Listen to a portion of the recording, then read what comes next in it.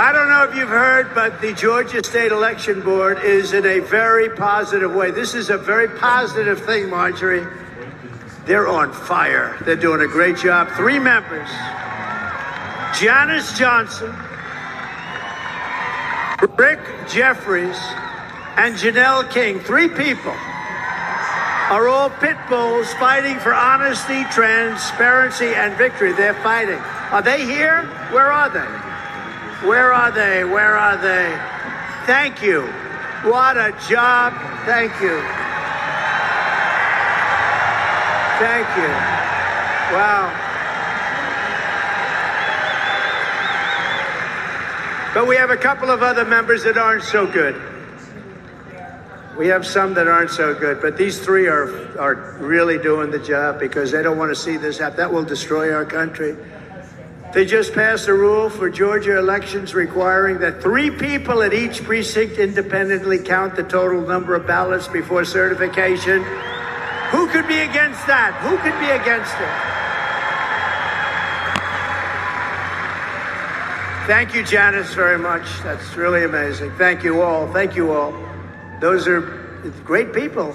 I'd say brave, but I mean, to you, it's like that you got to do what you have to do, right? It's not like a question of brave. They said I was brave 2 weeks ago. I had to do what I had to do. It's not like brave, right? It's just we do the right thing. This is Democracy Watch. That was Donald Trump at his Atlanta rally calling 3 Georgia Republicans pit bulls fighting for victory because they would back a rule that would allow county election board members to delay or refuse to certify the November election results in Georgia. It turns out that the Georgia State Election Board just voted 3-2 to make it easier for a county election board member to delay or refuse to certify November's election results. Those 3 who voted in favor are the same exact people who Trump called out by name at this rally. So, Mark, should we be worried about what just happened? And if so, how worried? I mean, what a coincidence, right? I mean, it's a 5-member board, 4 of whom were appointed by Republicans. And the vote was ultimately 3-2, and the 3 just happened to be the 3 that he called out. Look, we see what's going on here, right? What Donald Trump is preparing for is to lose the election in Georgia and around the country, and to try to hope that he will be spared a humiliating defeat, a defeat that, by the way, could send him to prison, right? Because his whole gambit of staying out of jail is to win the White House again. And so he is preparing for that by trying to work the refs, and it's not going to work. You know, he tried this in 2020 in a county in Michigan, and it failed. My law firm and my legal team and I defeated him in court 60 plus times. Then the Republicans tried it again in Arizona and Pennsylvania and elsewhere in 2022. We went to court and we won there. But it is clear he is setting that up as one of his primary strategies in 2024. Now, do these people have to substantiate their refusal to certify? Like, is there some bar that has to be met, or can they just refuse in perpetuity?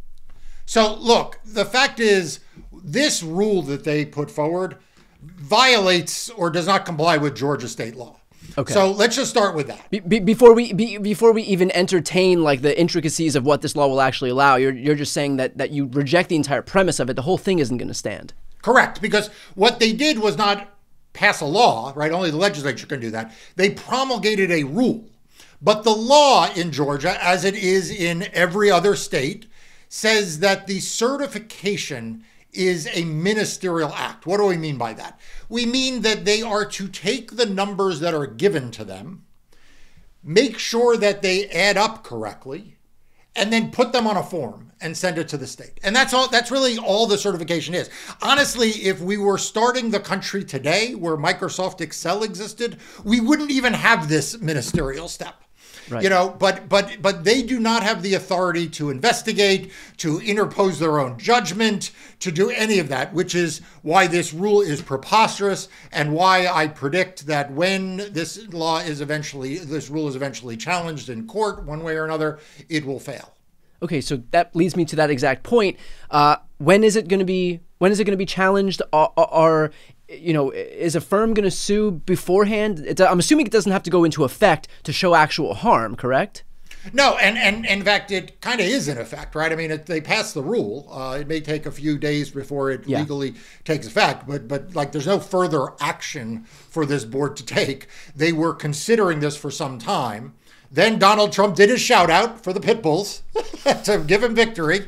And then lo and behold, like lickety split, there was a vote with 3-2 for them to do that. But look, when it will be challenged, what the mechanics of it are, we will see whether that is done now or it's done in the post-election. I think there are a lot of different options here. But the one thing I want to put on the table, because, I oftentimes am accused of giving Brad Raffensperger a raw deal or being tough on him. How about Brad Raffensperger brings a lawsuit? He's a Secretary of State. He's tweeted that says, they have an obligation to certify. How about he brings the lawsuit? How about Brian Kemp joins him?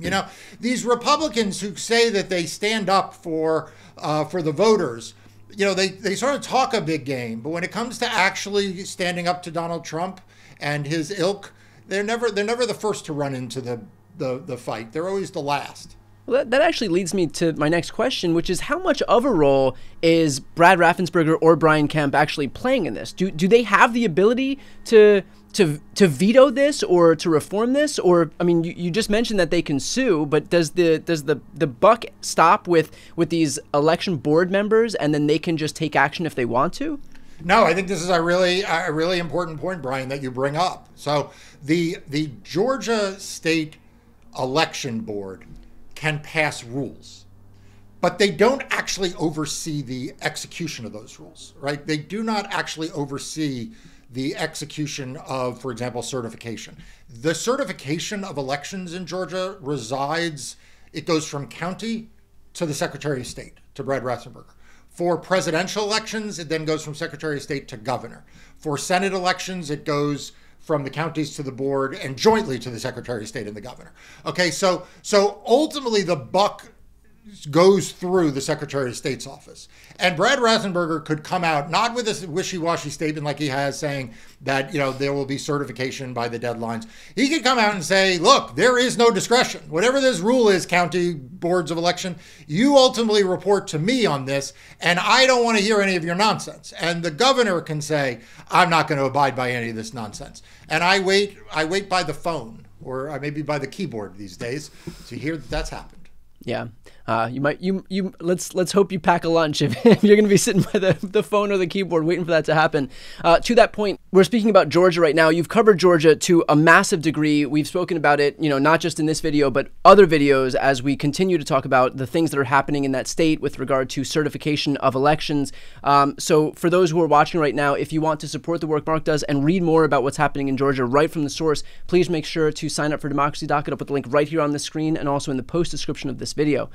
Marc, what is to stop other battleground states from trying to pass similar rules, from seeing what these election board members are doing in Georgia and just copycatting them, basically? Oh, I think we've already seen copycats. We may not be seeing copycats in the form of, a board passing a rule, but we saw Cochise County, Arizona refused to certify the election in 2022 until my law firm brought litigation to force them to certify. We saw counties in Pennsylvania refuse to certify the election in 2022. And again, my law firm had to bring litigation against some of those counties. We have seen around the country counties be staffed with election deniers. There have been articles written about this, both on Democracy Docket and in other publications. And you've covered this, Brian. You know this. This election denier movement, as we go into 2024, counts refusing to certify elections as among its most potent tools. And it is among the things we need to be the most prepared to fight against by public education, by shining a spotlight. The work you do is critically important there, and by bringing litigation where necessary. Let's bookend this with kind of hearkening back to the first question, because this is happening at the same time that our job is to become better aware of it. But again, how worried should we be that this is actually going to actually prevent certification? Or because I know, people are looking at this stuff and they see this happening in real time. And obviously the feeling among those of us who are not in a courtroom litigating this stuff is kind of a sense of helplessness, especially as we hear Donald Trump say stuff like, oh, you don't even have to worry about voting, knowing full well that he's got people on the inside like these pit bulls from Georgia who are fully prepared to delay or prevent certification so that Donald Trump can ultimately win in the end. So yeah, the first question becomes the last one, is how worried should those of us on the outside be when we see this stuff happening?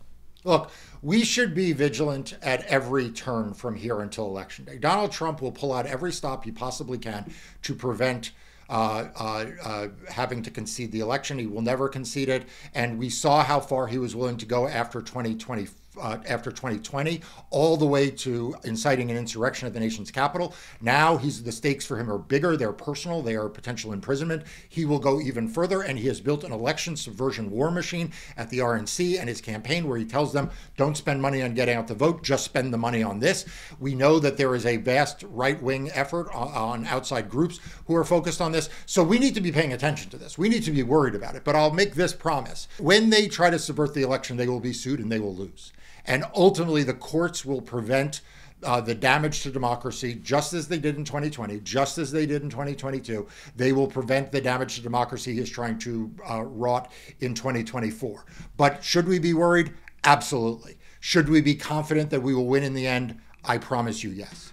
Okay, well, we'll leave it there. Again, for those watching right now, to support the invaluable work that Marc and his team are doing at Ground Zero right now, which is in the courts, please make sure, again, to sign up for Democracy Docket. I'll put the link right here on the screen and also in the post description of this video, especially in light of a lot of the great articles and reporting that you guys have done about Georgia itself, whether it's, whether it's the raft of these election officials in place who are refusing to certify, or like the situation that we're seeing right now. So again, link is right here on the screen, also in the post description. I'm Brian Tyler Cohen. I'm Marc Elias.